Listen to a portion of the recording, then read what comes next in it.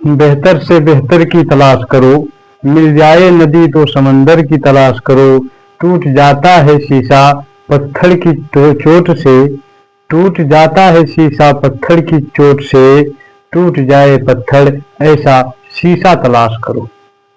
नमस्कार बच्चों, BS sir classes के एक और वीडियो लेक्चर में मैं हूं सागर मिश्रा। बच्चों, इस वीडियो के माध्यम से आज हम क्लास 12 फिजिक्स के वैद्युत धारा चैप्टर के एक और महत्वपूर्ण टॉपिक व्हाइटस्टोन सेतु का निपटारा करने वाले हैं। तो चलिए बिना किसी देरी के हम लोग इसे देख लेते हैं। और बच्चों, ये बोर्ड की दृष्टि से इम्पोर्टेंट टॉपिक है, किसी न किसी वे में हर हाल में हर साल पूछता जरूर है। तो इसे देखने से पहले बच्चों हम इसके बारे में कुछ बताना चाहते हैं आप लोगों को। इंग्लैंड के मतलब प्रोफेसर व्हाइटस्टोन एक वैज्ञानिक का नाम है बच्चों, ठीक है, जो इंग्लैंड के प्रोफेसर थे। उन्होंने क्या किया कि एक सेल और एक गैल्वेनोमीटर और 4 प्रतिरोध लेकर बच्चों उन्होंने क्या किया कि एक परिपथ का निर्माण किया, ठीक है, जिसे ही क्या कहते हैं कि व्हाइटस्टोन सेतु कहते हैं बच्चों।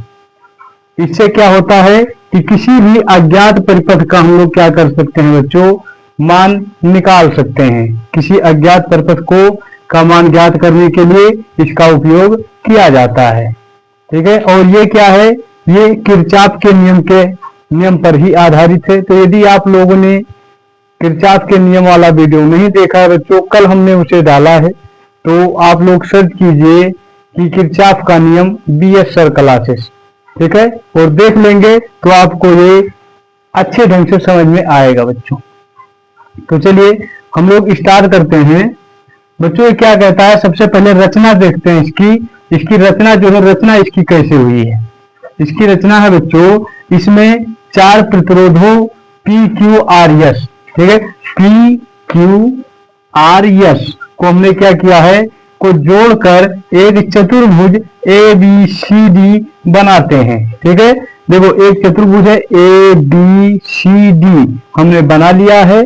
उसके बाद में बच्चों कहता है कि बिंदु A व C के बीच एक सेल E कुंजी K1 द्वारा जोड़ देते हैं A और C। बच्चों इसकी बात कर रहा है।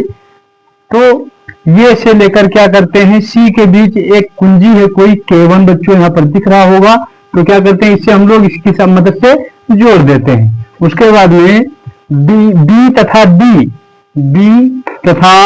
D के बीच एक धारा मापी जिसे गैल्वेनोमीटर G क्या करते हैं बच्चों की कुंजी K2 द्वारा जोड़ देते हैं, ठीक है। ये देखिए ये है धारा मापी या गैल्वेनोमीटर, इसे आप बोल सकते हैं, और कुंजी K2 के द्वारा ये जुड़ा हुआ है बच्चों, ठीक है। इतना बात समझ में आया। उसके बाद में सिद्धांत में हम लोग देखो एक दो बार आप लोग रिवीजन करोगे, कुछ आपको याद करने की आवश्यकता नहीं है। हमने क्या किया है कि सबसे पहले हमने मान लो कि कोई 4 परिपथ ले लिया है PQRS, उसके बाद में ABCD द्वारा इसे जोड़ दिया है। उसके बाद में A से C को हमने क्या किया है कि एक सेल के द्वारा K1 कुंजी से मान लो जोड़ दिया है। उसके बाद में B से लेकर D को हमने क्या किया है, एक गैल्वेनोमीटर के सहारे से कुंजी K2 द्वारा जोड़ दिया बच्चों। बस इतनी सी बात आपको लिख देना है, ठीक है। धारा मापी G या इसे गैल्वेनोमीटर बोल सकते हैं आप। सिद्धांत देख लेते हैं, जब गैल्वेनोमीटर में शून्य धारा प्रवाहित होती है, ठीक है।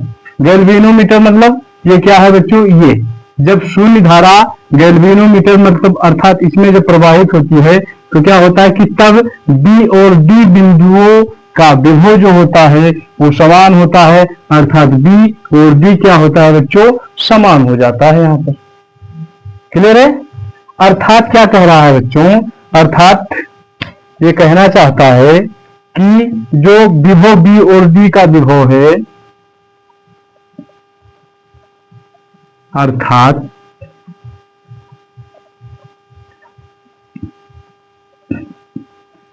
B क्या करते हैं, इस B से मतलब विभव को हम लोग डिनोट करते हैं ना, B जो होगा बच्चों वो बराबर होता है किसके, BD के। ये बातें कहना चाहते हैं, ठीक है। अब देखिए बच्चों, यदि हम लोग ध्यान से देखें तो यहाँ पर कुछ हमें दिख रहा है। क्या दिख रहा है कि ये इसमें जो है दो बंद पास दिखाई दे रहे हैं। ठीक है, क्या दिख रहा है? दो बंद पास दिख रहे हैं, ए बी डी और उसके बाद में बी सी डी। ठीक है, तो यहाँ पर क्या करते हैं हम लोग, क्या है, पहला बंद पास हो गया और ये क्या है, दूसरा हो गया। ठीक है, तो किरचॉफ का नियम यहाँ पर लागू होता है बच्चों। मैंने पहले ही बताया था, किरचॉफ का द्वितीय नियम क्या है? बंद पास का ही नियम है बच्चों। ठीक है, या उसी को क्या कहते हैं, वोल्टा का नियम भी कहते हैं। तो हम क्या करेंगे कि किरचॉफ के द्वितीय नियम से यहां पर हम लोग लिखते हैं बच्चों, यहां पर हम लोग किरचॉफ का नियम लगाएंगे। किरचॉफ के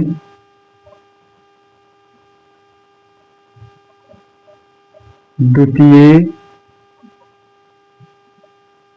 नियम से क्या कहता है बच्चों, किरचॉफ का दूसरा नियम जब हम लोग लगाते हैं तो पहले हम लोग देखेंगे कि ये बी डी डी ए। ठीक है, इसमें देखते हैं बच्चों कि ये बी, इसे लिख देते हैं, ये बी और उसके ये बी हो गया और बी डी। ठीक है,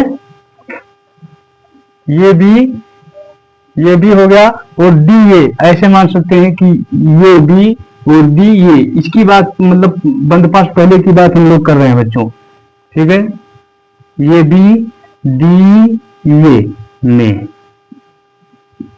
यदि हम लोग इसमें देखें तो हमें क्या मिलता है बच्चों, जो आई है, जो धारा है, वो क्या है, I1 है।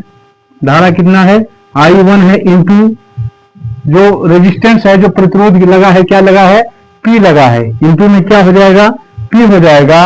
और एक चीज हम लोग देखें बच्चों, जो धारा है, धारा की दिशा यहां से जाकर ऐसे जाके ऐसे आके यहाँ होता है, तो क्या होता है, ये तीर का निशान देखो, ये यहाँ पर मिल रहा है, दोनों लड़ रहा है, ये इधर जाएगा, ये इधर जाता है। तो इसीलिए हम लोग क्या करते हैं, जो ऐसे सिचुएशन में हम लोग क्या करते हैं, हमने किरचॉफ के नियम में सीखा था कि यहाँ पर हम लोग क्या करेंगे बच्चों, माइनस लगाएंगे। क्या करेंगे, माइनस का निशान हम लोग लगाएंगे बच्चों। ठीक है, और I2 में क्या है, माइनस I2 इंटू क्या हो जाएगा बच्चों, हमारा क्या है, R है, रेजिस्टेंस जो दिया गया है वो क्या है, R है, बराबर में क्या होगा, 0 हो जाएगा। ठीक है, क्योंकि ई विद्युत वाहक बल का मान कोई दिया नहीं है, ये क्या हो जाएगा, 0 हो जाएगा। या फिर इसे हम लोग ऐसे लिख सकते हैं कि I1 इंटू P बराबर I2 इंटू R। ठीक है, इसे हम लोग क्या करते हैं, इक्वेशन नंबर फर्स्ट दे देते हैं। हमने क्या किया यहाँ पर, इसे इक्वेशन नंबर फर्स्ट दे दिया। अब इधर देख लेते हैं बच्चों, अब क्या करेंगे हम लोग कि बी सी और डी में देखेंगे हम लोग। ठीक है, इक्वेशन नंबर हमने फर्स्ट दे दिया। अब बी सी डी डी में हम लोग देखते हैं बच्चों कि बी सी, अब बी सी डी डी में, ठीक है, बी सी हो गया और डी डी हो गया। इसमें देखते हैं हम लोग, तो इसमें हम लोगों को क्या मिलता है, I1 बराबर क्या दिया गया है बच्चों, I1 इंटू I1 क्या है, प्रतिरोध क्या है, इसमें Q दिया गया है। ठीक है, अब देखो यहां पर क्या होता है कि यहां से धारा क्या, यहां से धारा चलता है। ठीक है, यहां से बहता है, तो क्या होता है, ये देखो, ये इधर आ रहा है, ये इधर को जा रहा है। यदि हम ऐसे मान ले कि ऐसे ऐसे करके यहां से जाता है, तो क्या कहता है, इधर से जाता है, इधर से जाता है, क्या करते हैं, ऐसे सिचुएशन हम लोग क्या करेंगे, यहाँ पे माइनस लगाएंगे बच्चों। अब I2 बराबर यहाँ पर हमें क्या मिल रहा है, I2 इंटू क्या मिलेगा बच्चों, S बराबर 0 हो जाएगा, क्योंकि विद्युत वाहक बल कुछ दिया नहीं गया है। ठीक है, इतना चीज समझ में आया। अब क्या करते हैं, या फिर I1 इंटू Q बराबर ये क्या हो जाएगा, I2 टू इंटू एस के क्या हो जाएगा, बराबर हो जाएगा। और इसे हम लोग क्या करते हैं, इक्वेशन नंबर सेकंड दे देते हैं बच्चों। अब यहाँ पर हम लोग क्या करेंगे कि समीकरण 1 व 2 से, समीकरण 1 भागे 2, 1 और 2 में हम लोग क्या करेंगे, भाग दे देंगे बच्चों। ठीक है, यहां पर जब भाग देंगे तो देखिए हमें क्या मिला था कि I1 बराबर, समीकरण 1 में हमें क्या मिला है, I1 बराबर बच्चों क्या मिला है, हमें P मिला है।